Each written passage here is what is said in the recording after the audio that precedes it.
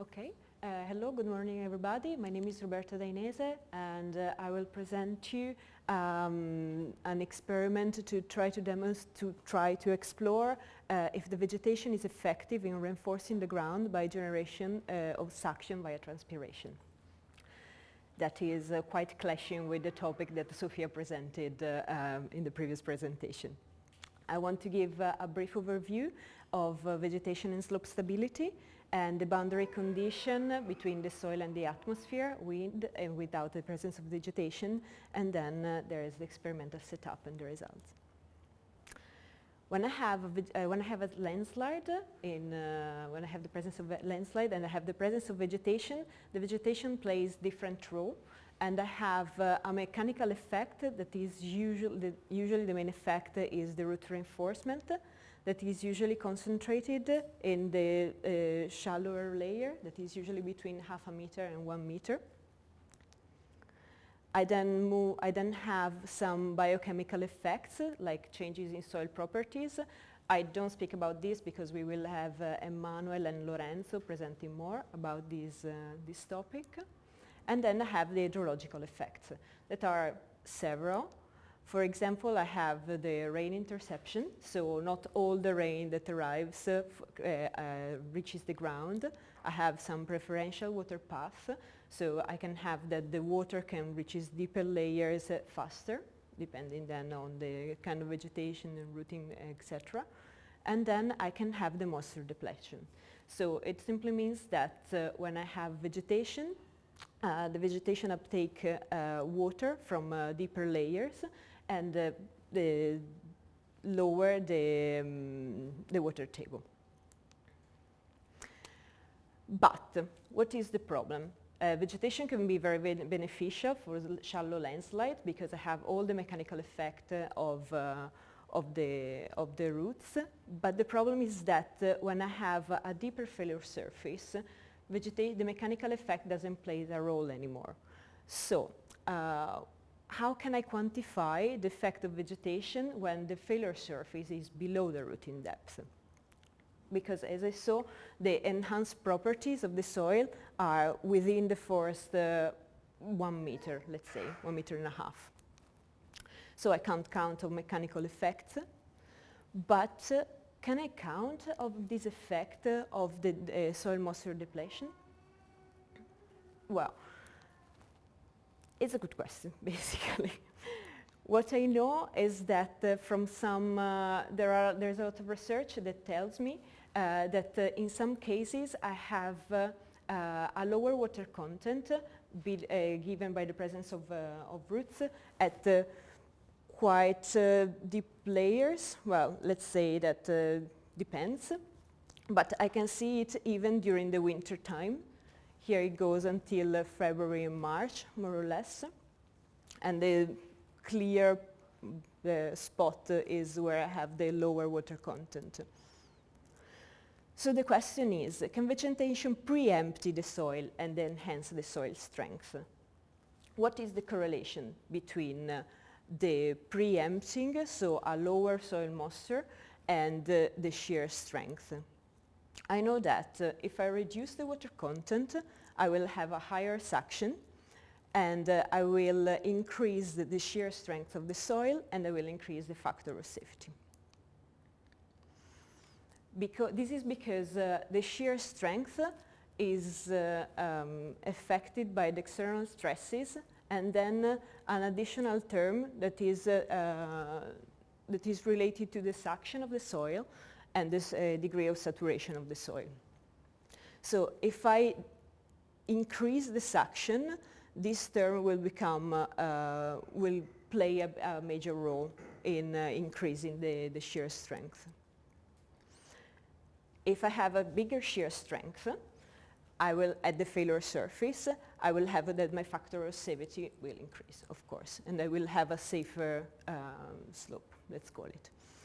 So the presence of vegetation, what I need to know is to understand how the presence of vegetation changes the suction that I have at the failure surface, and in this way, how does it change the factor of safety at the failure surface.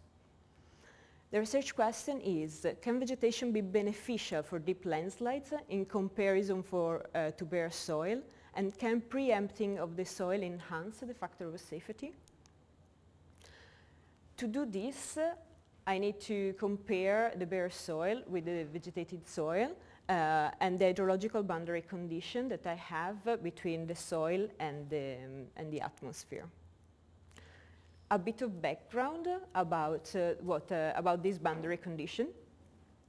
What I have when I have a soil and when I have the atmosphere is that I will have water evaporating into a first layer just above the soil, and then I will have evaporation from the saturated layer, will have evaporation into the atmosphere that will be driven by the difference in vapor pressure between the two layers. What is important to know is that the same process happens even for the plant. So the only difference is that the evaporative surface is not anymore at the soil layer, but it moves to the plant. So I will have that in the leaf, I have this aperture that are called the stomata, where the water goes from the wet cells of the stomata, goes into the atmosphere, but the evaporation even here is driven by the difference in water pressure between the leaf and the atmosphere. So the driver of both is the evaporative demand of the atmosphere. So it simply means that whatever I have, a bare soil or a vegetated soil, evaporation will occur driven by the atmosphere. When I have an evaporative process, it can happen in two different conditions. One is when the evaporative demand of the atmosphere is satisfied, and basically the system can allocate all the external water flow that is required, or I can have that the other role is played by the hydraulic system and the amount of water that the hydraulic system can supply. So when I have in the first condition, I have, for example, it's for very permeable soil, for very high water table, I have that the system can supply all the amount of water that the atmosphere requires. Or when I have a lower water table, or soil that are not very permeable, or a very high evaporative demand of the atmosphere, the system cannot allocate this transpiration anymore. And so the whole system is controlled by the soil hydraulic. When I am in the first case, and so the whole process is driven by the evaporative demand of the atmosphere, I have different terms that plays a role. And I have, first of all, the vapor pressure differential between my saturated layer and the atmosphere. I have then a part that is played by the solar radiation. The first part, as we saw, is the same for vegetation or for bare soil. The second part is the solar radiation that supplies energy for transforming the liquid into vapor. And it depends, it's the same, of course, the solar radiation that arrives is the same for a vegetated or a bare surface, but what plays a role is the albedo. And the albedo depends on the kind of surface that I have. So, as I see, a higher solar radiation will give me a higher potential evapotranspiration. So I have that a lower albedo will give me a higher solar radiation, basically. So, and I see that the soil gives me a lower value, basically. So it means that when I have a vegetated surface or a bare surface, I will have the vegetated surface will have a higher water loss. Another factor is the aerodynamic resistance. That simply means that when I have an evaporating surface, the first layer will be the first one to saturate.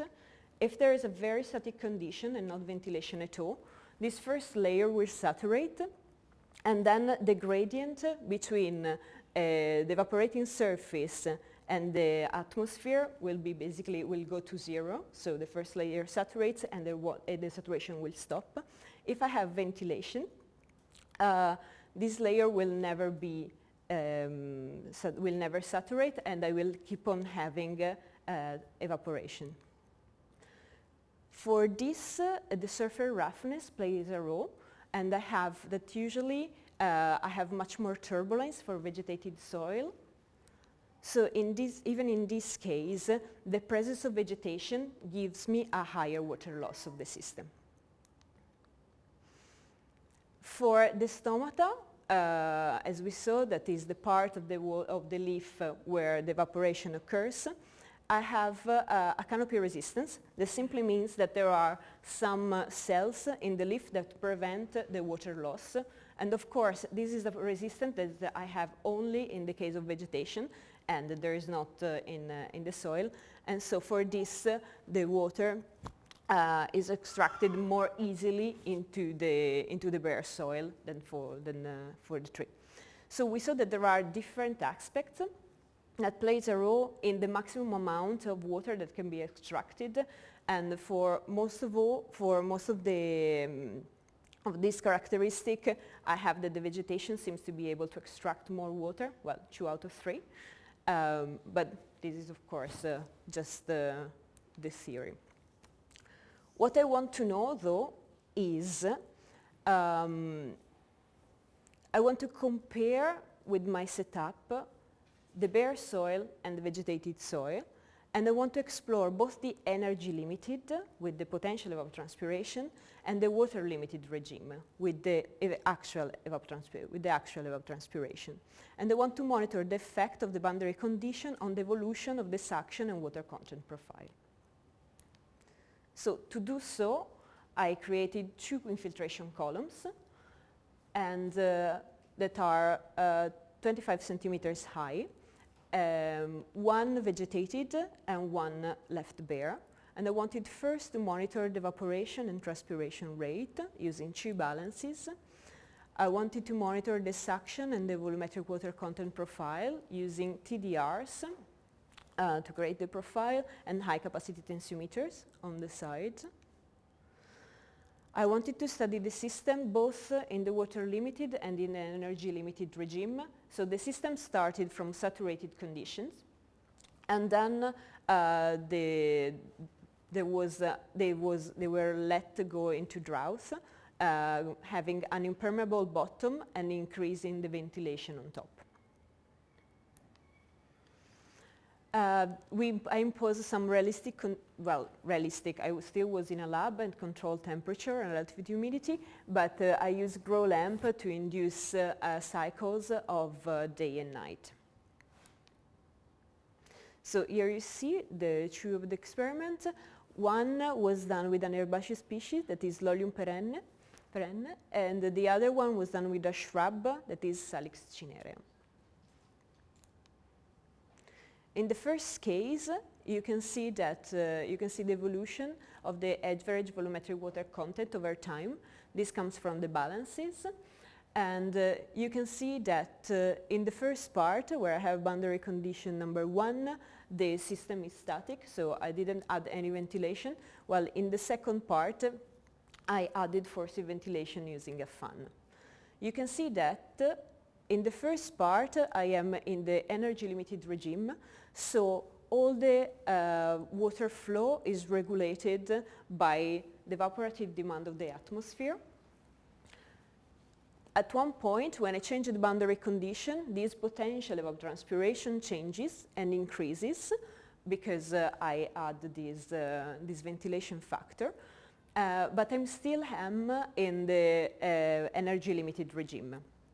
At one point, I can see that the evapotranspiration rate starts decreasing, because I have that the system is going into drought and cannot accommodate anymore the evaporative demand that I'm imposing. So I am in the first part, I am in the energy limited regime, and then I enter the water limited regime. It's important to notice 2 things.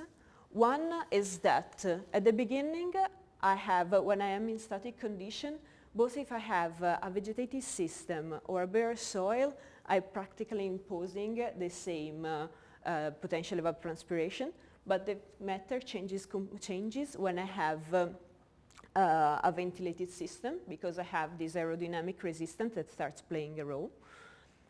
But I can see that there's a delay in entering the energy, the water limited regime. There is a delay of the vegetated system, because I have the grass that can access the deeper layers of the root and redistributing the gradient of the suction, basically. It's going, okay, yes. Here I can see the profiles of the two columns over time. Here I have the profile of the suction over time, and there the volumetric water content, sorry, for the depth. And I can see that at the surface I have the bare soil, that is the empty symbols. At the surface, the empty soil dries much faster, faster compared to the vegetated one. And while I have that there's a more, it seems to be a more even distribution of the suction over the depths for the vegetated one. When I move to the shrub, to the Salix cinerea, I have basically 2 pots of silty sand from the rest and be thankful. And I transplanted the shrub and let it grow further into the new soil. The test started when the evaporative surface of the bare soil and of the leaves of the willow had more or less the same surface, because the bare soil of the shrub, the bare soil of the potted plant was completely covered. So the evaporation was only coming from the leaves. Here you can see the evolution of the volumetric water content over time.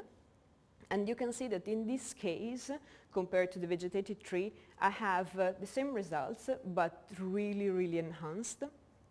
So I have that the potential evapotranspiration was really different between the 2 systems, because in this case it probably added a further component of the plant, and there was even the stomata resistance of the leaves that tried not to leave too much water to the atmosphere. But I have that the system, the bare soil, has a first part in the energy limited for more or less 10 days, and then enters the water limited regime, while the bare soil extracts the maximum amount of water for much longer before entering the water limited regime. What I can see here is that this confirms the results given by the balance, by the idea of the water limited and energy limited regime, because I can see that the bare soil is drying much, much faster compared to the vegetated soil, because this increase in suction starts happening when you enter the water limited regime. And so you can see from the previous slide that more or less after 10 days the bare soil was entering the water limited regime. And we can see that here the empty dots starts increasing considerably compared to the vegetated soil, much faster. So there is already a big discrepancy after 20 days from the beginning of the test. If I have to look at the coherency of the results, I did a comparison between the results from the TDRs coming from the profile and the average water content. I can see that there is a bit of an offset for the balance of the bare soil, but the trend captured by the instrument and by the balance are really coherent. And then I'm comparing here the water retention curves created associating all the high capacity tensiometer with the TDR at the same level, and I can see that they fit pretty well for both the vegetated soil and the bare soil. So I have quite a repeatable behavior of the soil in the two pots.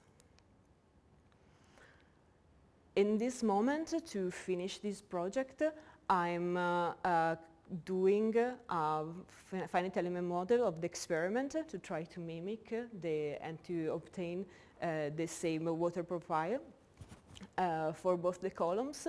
And then the final step will be to apply the boundary condition coming from the system into a case of a landslide in different atmospheric conditions for different distributions.